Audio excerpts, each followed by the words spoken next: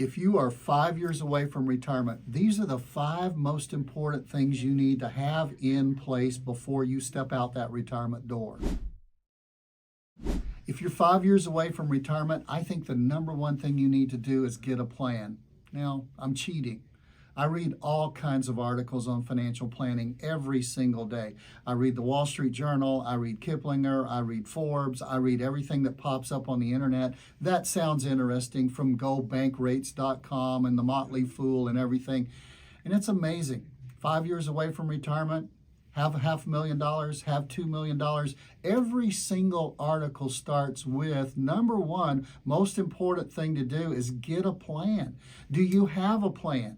Are you flying by the seat of your pants? Is hope your plan? I hope it'll work out. I'm just going to keep doing things the way I've always done. You can't keep doing things the way you've always done in retirement, because many things are exactly opposite as to what you need to do to make sure that your financial ship sails in retirement. So you need to get a plan. And most people realize the value. In fact, people who are working with an advisor, surveys have shown that they're 37% better off because they're working with an advisor who's maybe not retired before, but they've been through retirement with hundreds, if not thousands of people. So they're able to see the pitfalls and the landmines and all of the things that are out there that can blow up a plan, and they can build a solid plan. So if you're 5 years away from retirement, you need to have a written document. You need to have a plan. You need to say, I know what we're going to do for income in retirement. I know what inflation could do to it and how we're going to react, because you pre-decide how you're going to react, and that makes you proactive rather than reactive. I know what our investments need to do. Big thing. I know how my taxes could blow us out of the water, so I know what that landmine is going to do. And number 5, you know what you're going to do about health care and long-term care, and then legacy, leaving it. So that's what we mean with a plan, not a 401k. That's an account, not a plan. You need to get a plan. It's the number one thing you need to do if you're 5 years away from retirement. The second thing you need to do, if you've not done this already, is you need to build an emergency fund. Shock, news, flash, you need to know that in retirement, stuff happens in life. You still need money to cover those little incidental things. The refrigerator starts making that funny sound. You got to go buy a refrigerator. The car starts making a funny sound. You got to go get a repair bill at the automotive place. Emergencies still happen. And if you've got all of your money set in a really good plan, invested in something, and then there's some kind of major expense, maybe it's a little bit more than that. Maybe the pipes go out and you have to repipe your house. You don't need to always have to go in and break into your plan to do that and to pay for that in retirement. Just remember that stuff still happens in retirement, and you still are going to need, really crucial, an emergency fund, some go-to money. We call it bank money. We call it safe money. We call it accessible money. That needs to be part of the plan. But you have to have, number 2, you have to have a good emergency fund even in retirement. So 5 years away from retirement, number 3, that's the prime time to max out all of your retirement accounts. I mean, those accounts that maybe you've been putting, I've been putting $10,000 a year. I've been putting $20,000 a year. When you get to retirement, if you're over 50, you can now put $30,500 in 2024 into a 401k or a 403b, whether it's a regular 401k or a Roth or a regular 403b or a Roth 403b. So $30,500. You say, how can I do that? Well, maybe you don't have the kids at home. You don't have the college, it's already maybe done. You don't have a house payment because maybe that's paid off. Now it's time to really focus on you. You're the goose of the family that's laying the golden egg. So really put the money into your retirement. And I think the best way to do that is that pre-salary, where you take it out before you get the paycheck. They take it out of your salary. They put it directly into your 401k. And I'm so amazed at how many people are still not taking advantage of the full match that a company gives within a 401k. So you need, in those last 5 years, if you can, man, it's hit the straightaway. It's the home stretch. It's really running toward the finish line of earning money. You need to really pad and put away money into your retirement accounts. The fourth really big thing you need to decide in those 5 years before you retire, the house. Okay? The house. Number one, do we pay it off? Can we pay it off? Can we afford to pay it off?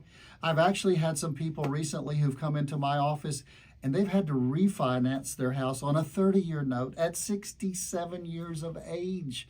They're going to be paying until they're 97 years old. And, you know, that's a position that's, if you ever want to talk about financially being behind the 8 ball, you're behind the 8 ball. But if you're close enough to pay the house off, and I know most retirement planners, most investment advisors particularly out there will tell you, don't pay the house off, because what you're doing is you're taking money that they could be managing and earning a fee off of and paying off your house. But here's what I've learned in 29 years of doing this. The most contented people in retirement have their house paid off. And then there's some other decisions that people who living in California, where I live, are making, and that is, do we stay or do we go? Do we stay in California with the prices and the politics and the freeways and the traffic and all the things that are negative, because you have this Shangri-La idea that every place you move is perfect, but you want to get away from all the bad things here, and you're going to go find the grass is not always greener on the other side, but a lot of people are getting out of California. I will tell you that housing prices are lower and many times taxes are lower, but you just need to decide, are we going to stay or are we going to go? And if you're going to stay, do we keep the big house that we had and we've had when we had all of the kids at home, or do we downsize? So there's a lot of decisions that are really big financial decisions that you need to make that has to do with your home, because almost everybody who listens to this podcast wants to live in a house the rest of their life as opposed to under a bridge. So you need to make that really important decision. What do we do with the house? What house? Where's the house? And do we downsize? The fifth thing that you need to do if you're in the last 5 years before retirement, try your best to eliminate debt. Now, we touched on this in the previous segment when we talked about your house. The house is something that is great to get paid off. The most contented people I work with have no house payment in retirement. I liken it to running the low hurdles every single month versus running the high hurdles if you've got that mortgage, especially if you've just refinanced and you're going to have it for a long, long time. So the house. What about credit card debt? With inflation having hit us so hard the last 3 years, a lot of people say, well, it's really not impacted me. And then I do a follow-up question and I say, well, what about your credit cards? And they say, oh, our credit cards, we're carrying a balance now where we didn't used to carry a balance. It's really important that you notice that, because your credit card debt could be indicative of the impact that inflation is having on you. Get that credit card debt eliminated if you can. Some people have said, when I've said that in the conference rooms, they've said, well, we've always had a credit card debt. Well, you've never retired before either, so why don't you also be a new thing in your life by getting the credit card debt paid off, and the student loans that you might have taken out for your children. Get as much debt behind you as you can. It's like the scriptures talk about running a race and throwing aside the weights. You're going to run a race in retirement for your finances. You need to throw out off all of the debt and all of the things that are costing you money and interest, and you need to try to get as many of those eliminated as you can before you retire. So let's summarize. Number one, get a plan. If you want more information on that, you can click here and it'll give you a whole show that we've done on putting together a plan. Number two, what you need to do is build that emergency fund. Number three is you need to max out all of your retirement accounts that you can, 401ks, IRAs, those kind of things. Number four, you need to decide what you're going to do with the house, where you're going to live, California, somewhere else, smaller size house. You need to make those decisions. And number five, you need to eliminate as much debt as you can. Hey, I'm Tom Mosley. Every week, if you want to get notified every week, then subscribe and you'll get notifications of these shows when they come out every week. Every week, I promise you, if you'll give me 8 to 10 minutes, I'll do my best to increase your financial knowledge.